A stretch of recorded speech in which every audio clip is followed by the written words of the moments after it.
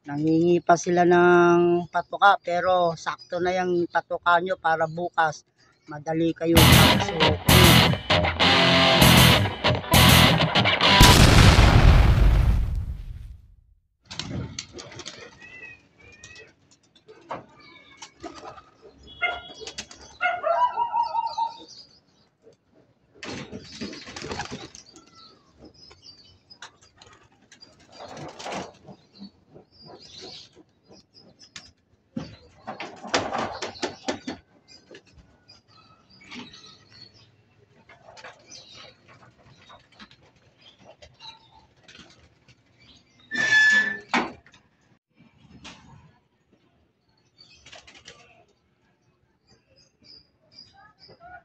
Yan mga kaibon, mga ka-Stanley Boy, yung aking kalapati at kararating lang 2, 4, 6, 8, 10. 10 sila.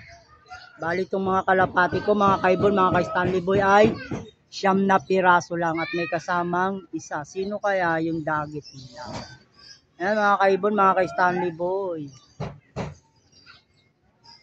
Nandito sila sa aking loop vicinity.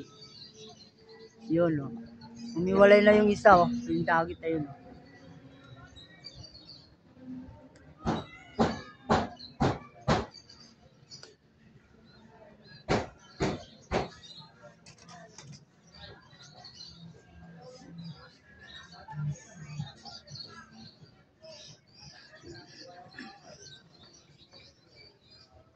Bali kapon mga kaibon, mga ka-Stanley Boy, no?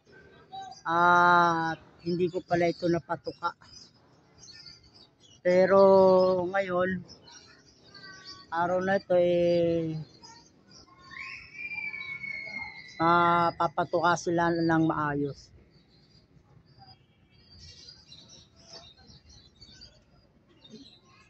Masipag na silang lumipad mga kaibon, mga ka-Stanley Boy.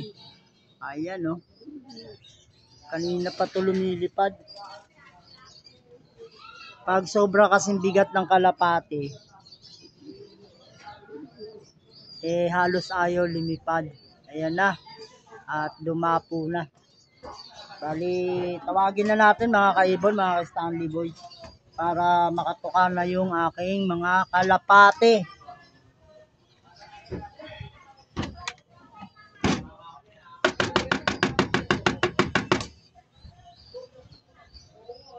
Yun no.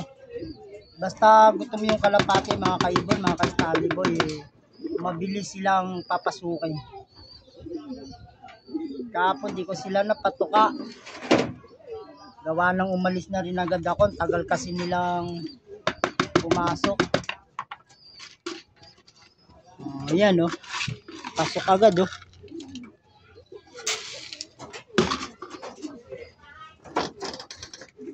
Pasok agad pag gutom ang mga kalapate.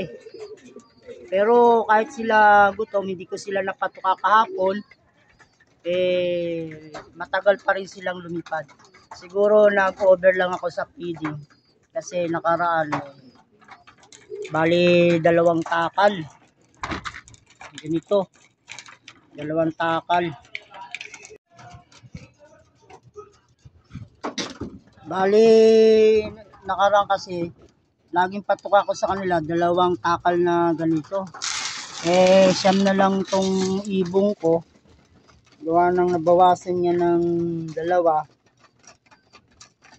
Sumusobra ako sa patuka kaya hindi agad pumapasok yung aking kalapate.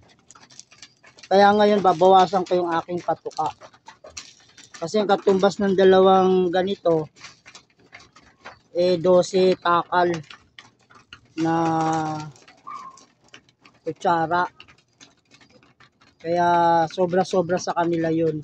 Dapat 9 na takal lang. Para yung kalapate hindi ganong tumaba, hindi busog na busog.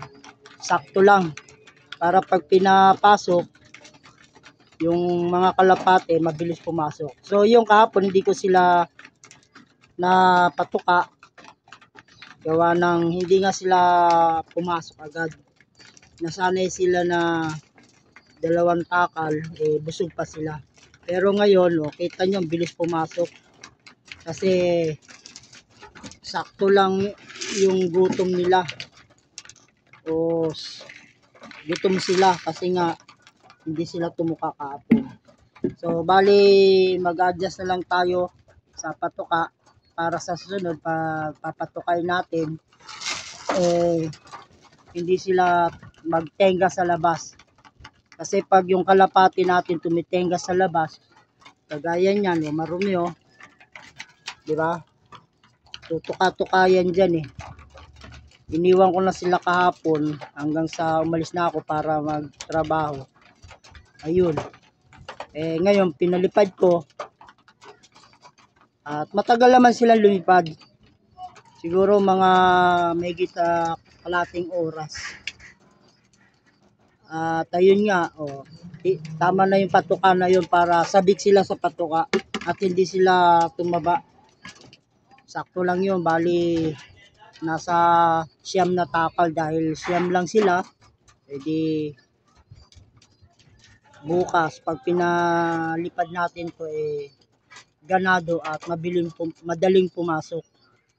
So yun lang mga kaibon, mga ka-Stanley Boy, yung aking update ngayon sa kalapati ko. Gawa ng kahapon nga hindi sila pumasok nung patutukain ko na sila hanggang sa umalis na lang ako. At ngayon nga ang bilis nilang pumasok kasi gutom dahil hindi sila nakatuka kahapon at binawasan natin yung kanilang patuka.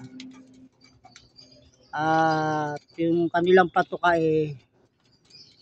breeder mga kaibon, mga ka-Stanley Boy, sakto lang. So yan mga kaibon, mga ka-Stanley Boy, at humingi pa sila ng patuka pero hindi na natin sila bibigyan kasi nga mahirap silang papasukin pag busog. Yan na mga kaibon, mga ka-Stanley Boy, hanggang dito na lang yung aking munting video.